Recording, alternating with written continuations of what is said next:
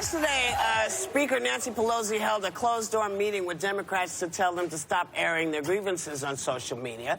The war of words started after freshman congressmen known as the Squad, Alexandria Ocasio-Cortez, Ilhan Omar, Rashida Tlaib, and Anya Presley, were the only 4 Democrats to vote against the emergency border bill. Now, Pelosi told the New York Times it proves that they have, a following in their Twitter world, and AOC accused Pelosi of outright disrespect for repeatedly singling out newly elected women of color.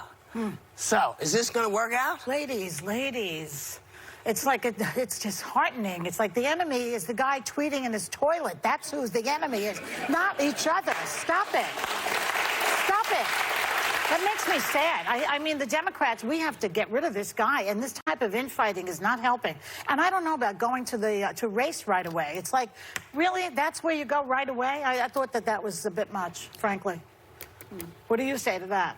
Well, I have a problem with how all these young women started out when they were accusing, older Democrats like myself of not getting what needed to be done in the country, and started saying, you haven't done this, and I do believe on the show, I said, well, so are you saying that the guys that, are in now didn't march across the Pettus Bridge? That wasn't important enough?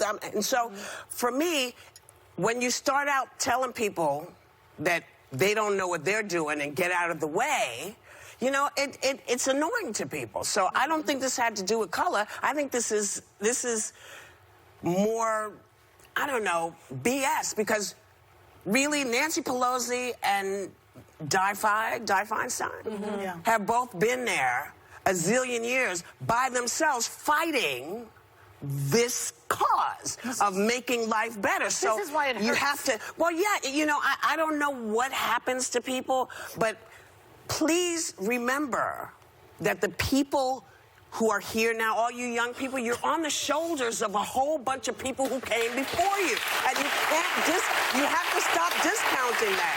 I know everybody has to have young people come in. That's the way of the world. But you can't start by saying that they didn't do their job, so get out of the way so you can do it. But not okay. Bottom line, for these ladies, keep your eye on the prize. Yeah. We're trying to get Trump out of office. Everybody around him is corrupt. I mean, so many people are corrupt around the guy. It's been a very, very difficult 2 years. I wake up every morning in the anxiety and stress. Yes. And that is the reason you stick together, to get him out. That's true. I think what we're seeing is sort of this generational clash. That's the word I was trying to find. I think you're seeing this generational clash, and it's unfortunate because I would hope that they could work together and that Pelosi would harness this sort of fervor that they have brought into the party. I mean, they want to serve, obviously, this squad. And I think that they have energized a lot of people that normally wouldn't be that interested in politics, and that's a good thing. I think that's a very good thing. I think that, the social media following can reflect some public sentiment, and I think that's interesting.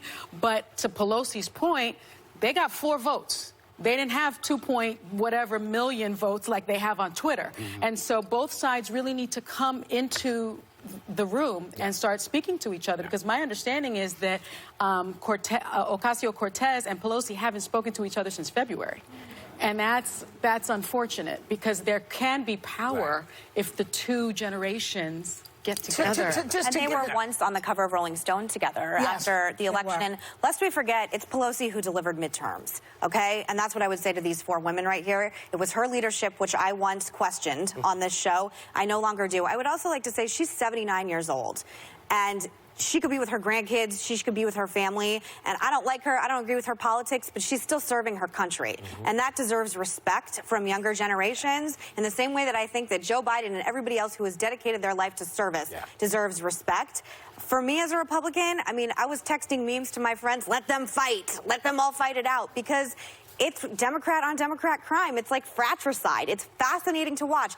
Republicans don't do this when it comes down to the wire. Democrats do it all the time. They used well, to. we don't anymore. And I will now say, they're lining up behind this fascist. Yes, they are. And I will, and it's going to hurt you, but it's going to hurt you. But at the end of the day, Republicans see the bigger picture, most of them, when it comes to legislation and the Supreme Court. And if you're going to fight it out on the hard left like this and the hard progressiveness, that's fine. But when it comes down to a general election, when these people, and Nancy Pelosi knows this, when you have to talk to coal miners in West Virginia, when you have to talk to people in Pennsylvania, when you have to talk to people who lost their jobs, I don't know if all this infighting is going to make that much. Why don't you like her? You say you don't like her. Why don't you like her? I don't like her policies, but I respect anyone who has dedicated anyone who has served the length of time this person has served and who could be retired. She's almost 80 years old. I respect any woman who is working in public service in that way. One thing I think that Nancy does need to be careful of is that these are women of color. And there are 4 of them, and they are young. But why move there in the first place? Well, I think they do have to. She does have to be careful because she is calling them out in a way on her side as well. Because she's saying things like there's a big difference between being and these things are true. But she's saying there's a big difference between being an advocate and being a legislator.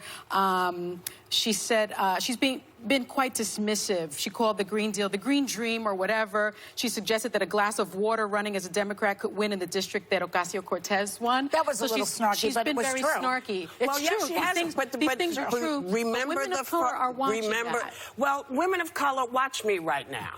Okay? Let's keep this in mind. Do you think Nancy Pelosi wanted to pass a half-assed bill? No. The moderates were the problem. And I would say to these women, did you sit these moderates down and say, listen, we got to put this together? What have you done? Have you called? Have you tried to work They're with not caucusing. Well, it's true. And if you're not going to do that, you're not allowed to bitch about this. If you want to move it, then let's get it moved. The squad? Yes, the squad. They have to caucus. Okay. As I have to move right now.